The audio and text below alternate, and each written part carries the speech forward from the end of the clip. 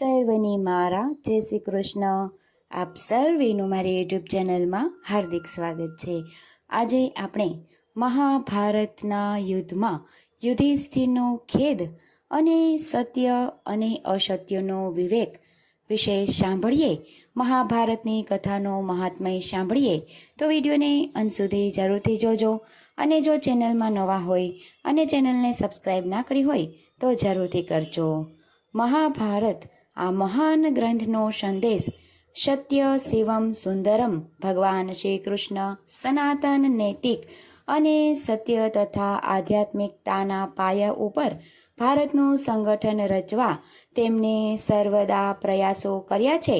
શૈવો વૈષ્ણવો જ્ઞાનીઓ ભક્તો ઉપાસકો અને પૂજકોએ બધાની વચ્ચેના ભેદભાવો ભૂલાઈ જાય અને એક ધર્મમય સુંદર સંગઠન રચાય તેનો મૂળ હેતુ મહાભારતમાં છે.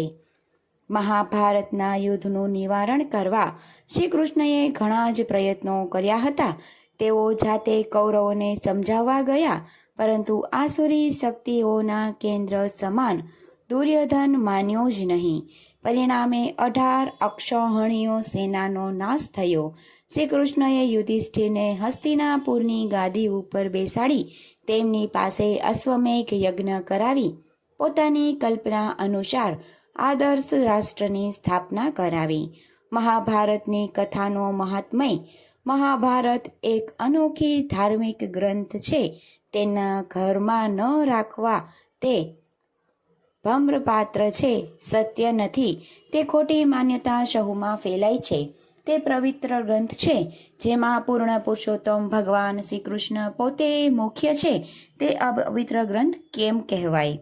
જેમાં ભાગવદ્ ગીતાનો ઉપદેશ આપેલો છે તે અપવિત્ર ગ્રંથ કેમ કહેવાય?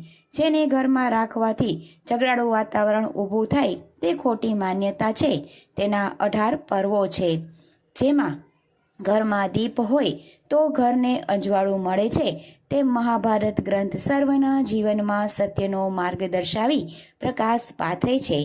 જેમ અન્ન અને જળ વડે મનુષ્યની તૃપ્તિ થાય છે, તેમ આ ગ્રંથનું વાંચન અને મનમાં મનોરંજનને પૂર્ણ કરે છે.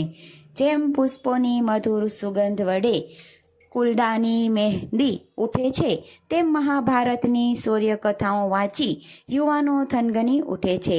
જેમ ઔષધિ લેવાથી દર્દીને રાહત મળે છે, તેમ મહાભારતની ધર્મકથાઓનું વાંચન દુઃખી જનોને આધાર આપે છે.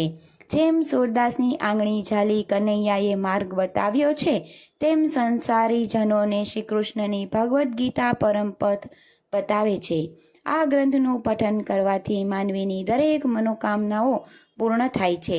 ચારે બાજુ યશ ફેલાય છે અને મરણ પછી પરમ ગતિને પામે છે. આ મહાભારત ગ્રંથને જે લોકો શ્રદ્ધા ભાવથી પઠન કરે છે તે અવશ્ય પરમ સિદ્ધિને પ્રાપ્ત થાય છે. શાંતિ પર્વનું ખાસ મહાત્મય. મહાભારત ગ્રંથના 18મા પર્વમાં 13મું પર્વ શાંતિ પર્વ છે. આ શાંતિ પર્વનું ખૂબ જ મહત્વ છે. વળી આ મહાગ્રંથમાં શાંતિ પર્વ પ્રમાણમાં સૌથી મોટો પર્વ છે. મહાભારતના યુદ્ધમાં જેમ મહાસંહાર થયો, તેથી ધર્મભીરુ રાજા યુધિષ્ઠિરની ભાવનાને મોટો ધક્કો લાગ્યો અને તેમના મનની શાંતિ નષ્ટ થઈ ગઈ, જેથી તેઓ દુઃખી અનુભવાયા લાગ્યા. તેમની દુઃખભરી વેદનાઓને અને આપણા જીવનમાં આવેલા દુઃખથી દુઃખી ચિત્તોને શાંતિ આપનારું આ શાંતિ પર્વ અમૃત સમાન બને છે. મૂળ શાંતિ પર્વમાં 365 અધ્યાયો, 15,000 શ્લોકો અને 1000 પાનાનું લખાણ છે. શાંતિ પર્વમાં રાજધ્વજ, મોક્ષ ધર્મ, વર્ણાશ્રય ધર્મ, સનાતન ધર્મ, સત્યદાન, તપનું મહત્વ, સાંખ્ય યોગ, આધ્યાત્મ, મનુષ્ય ધર્મ અને એકાંત ભક્તિ જેવા ઉત્તમ વિષયોનો ઉપદેશ આપવામાં આવ્યો છે. તે ઉપરાંત વિષ્ણુ સહસ્ત્ર નામ, ભીષ્મ સહસ્ત્ર સ્વરાજ, ભગવદ્ ગીતા જેવી સ્તુતિઓ, કથાઓ તથા સુંદર દ્રષ્ટાંતો કથાઓ જેવી કે ઉત્પન્ન ગીતા, વામદેવ ગીતા, વૃષભ ગીતા, પિંગલા ગીતા, કપિલ ગીતા, હંસ ગીતા, યાજ્ઞવલ્ક્ય ગીતા, પરાશર ગીતા મહાભારત ગ્રંથમાં આવેલા છે. આ મહાભારતમાંના આ દરેક પર્વોમાં યુધિષ્ઠિરને અપૂર્વ શાંતિ પર્વ સાંભળીને મળી હતી. યુધિષ્ઠિરે પોતાનો ખેદ વ્યક્ત કરતા વ્યાસજીને કહ્યું હતું કે આ ઘોર યુદ્ધમાં બાળક સમાન અભિમન્યુ, દ્રૌપદીના પુત્ર ધૃતરાષ્ટ્ર, વિરાટ રાજા, દ્રુપદ રાજા, વૃષેન, ધૃતકેતુ અને બીજા અનેક રાજાઓ માર્યા ગયા છે. તેમના જવાથી મારા હૃદયમાં જે શોક થાય છે તે નિવારી શકાય તેમ નથી. મેં રાજ્યના લોભથી તેમના સહુનો નાશ કરાવ્યો છે. જેનો ખોળો ખૂંદી હું મોટો થયો તે ભીષ્મ પિતામહને મારી નાખ્યા. જ્યારે તેઓ વિવળ થયા ત્યારે મેં જોયું ત્યારે મારું હૃદય કંપી ઉઠ્યું હતું. જગતમાં જે અજીત યુદ્ધો ગણાતા તેઓને ધરતી ઉપર ઢળી પડ્યા જોયા ત્યારથી જ મારા હૃદયમાં સંતાપનો અગ્નિ સળગી ચૂક્યો છે. મારું આવું ઘોર પાપ મારા હૃદયને કોરી ખાય છે. પૂજવા લયાક ગુરુવર્ય દ્રોણ સાથે મેં મિથ્યા અસત્ય ઉચ્ચારણ કરી અશ્વત્થામાના મૃત્યુના સમાચાર આપ્યા. આવા પાપ કર્મ માટે મને નર્કનો વાસ મળશે. તમે સહુ જાણો છો કે હું ગુરુ હસ્યાન છું, કુળ હસ્યાન છું. હવે હું અનસંત વ્રત લઈ અને મારા પ્રાણનું શોષણ કરી નાખીશ. હું અહીં જ બેસી રહીશ. હું હવે જીવી શકીશ નહીં.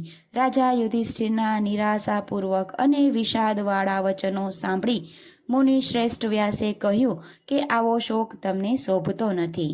વ્યાસનું યુધિષ્ઠિરને આશ્વાસન આપતા કહે છે કે જ્યાં જળમાં પરપોટા થાય છે અને પાછા ફૂટી જાય છે તેમ સંસાર અને પ્રાણીનો જન્મ થાય છે અને મરે છે. સંયોગ અને વિયોગ એ તો સંસારનું લક્ષણ છે. જેનો સંયોગ થાય છે તેનો વિયોગ નિર્માણ થઈ ચૂક્યો જ હોય છે. લક્ષ્મી અને કીર્તિ સદૈવ સુખ આપતા નથી.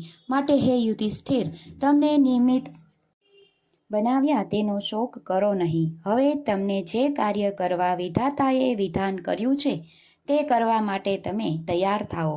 તમે જે કાર્ય કરવા સમર્થ છો અને તેથી જ તમને સિદ્ધિ મળશે. સત્ય અને અસત્યનો વિવેક. યુધિષ્ઠિર રાજાએ ભીષ્મને પૂછ્યું કે ભરત શ્રેષ્ઠ, ધર્મમાં જેનું મન હોય તેવા રાજા કેવી રીતે વર્ણવા જોઈએ? ધર્મને પુષ્ટિ આપવા સત્ય અને અસત્યમાંથી કોણ સમર્થ છે? ત્યારે ભીષ્મએ કહ્યું કે હે રાજા, સત્ય બોલવું તે ઉત્તમ ગણવું છે. તેમનાથી શ્રેષ્ઠ બીજું કોઈ આચરણ નથી. મૂર્ખ પુરુષ સત્ય અસત્યનો વિવેક જાણતો નથી. ધર્મવેતા વિદ્વાનો કહે છે કે જ્યાં અસત્ય કહેવાથી હિંસા અટકતી હોય ત્યાં સત્યને બદલે અસત્ય બોલવું. તેવી જ રીતે જ્યાં સત્ય બોલવાથી હિંસા થવાનો પ્રસંગ બન્યો હોય ત્યાં સત્યને બદલે અસત્ય બોલવું, પરંતુ હિંસા નિવારવી. બલાક નામના એક પાર્થીએ સર્વ પ્રાણીઓનો વધ કરવા તૈયાર થયેલ એક પક્ષીનો વધ કરી અને સ્વર્ગ પ્રાપ્ત કર્યું હતું. ગંગા કાંઠે એક ઘુવડ રહેતું હતું. એક વખત તેમને સાપના હજારો ઈંડા જોયા એટલે વિચાર કર્યા કે આ ઈંડામાંથી હજારો ઝેરી સાપ ઉત્પન્ન થશે અને જગતનો નાશ કરી નાખશે. માટે ઈંડાઓનો નાશ કરી નાખે. આમ વિચારી ઘુવડે બધા જ ઈંડા ફોડી નાખ્યા અને તેથી તેને મોટું પુણ્ય મેળવ્યું. પાપ અને પુણ્ય એ અમુક કર્મ પુણ્ય ગણાય અને અમુક કર્મો પાપ ગણાય. એવા નિર્ણય કરવો મુશ્કેલ છે.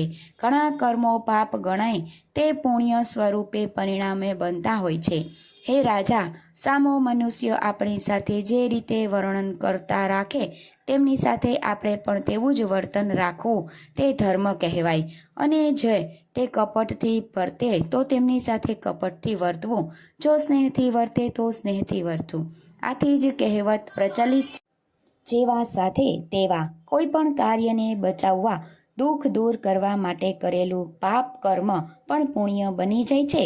અને પુણ્ય સમજીને ચોરીને લૂંટેલું કપટથી મેળવેલું વસ્તુનું દાન જેવું પુણ્ય કર્મ પણ શુભ ફળ આપતું નથી.